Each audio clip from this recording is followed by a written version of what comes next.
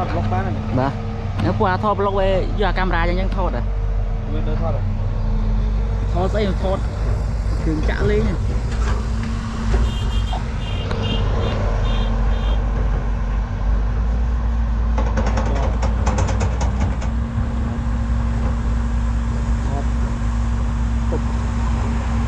lên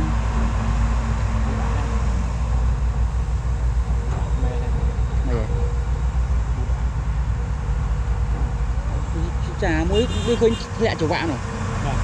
à nó đi kia hay chi rồi về mình thẹn láng rồi lại tranh là lâu câu đi